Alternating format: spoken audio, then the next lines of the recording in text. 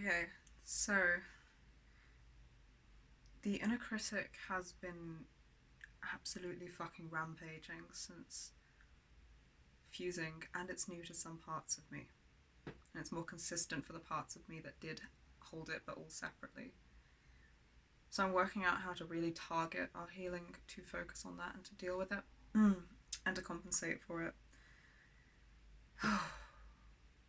What I've come back to is from reading this book, we made a video that is all of the suggested internal responses to common critic attacks. And in the mornings, when you've just woken up, the first half hour after waking up, and in the evenings, about half an hour before you go to bed, your brain's in a pretty suggestible state. So what we started doing a while ago that really helped was just playing the videos we made at these times. I now have more parts of me fused together that were not aware of this, so I'm going to start doing that again.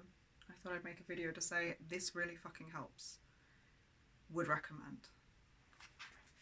The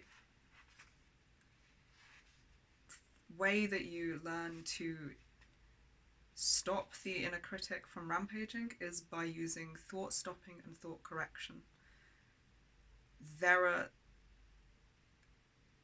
These are what the videos basically contain. The suggested responses are using thought stopping and thought correction. By playing them at these times of day when our brain is more suggestible, it helps to gear it up for that kind of language, and then it learns to respond in real time in moments where we get personalized attacks in our day-to-day life.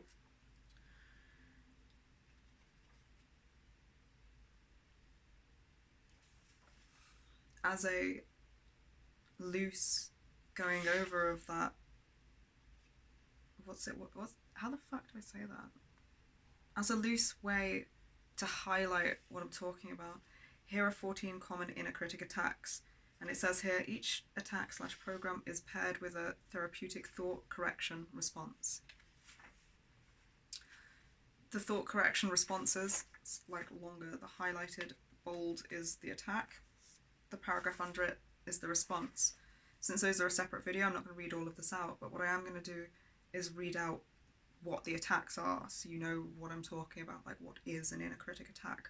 Perfectionism, all or non black and white thinking, self-hate, self-disgust, and toxic shame, micromanagement, worrying, obsessing, looping, over-futurizing, unfair, devaluing comparisons to others or to your most perfect moments, guilt, shoulding, overproductivity, workaholism, busyholism, harsh judgments of self and others, name-calling.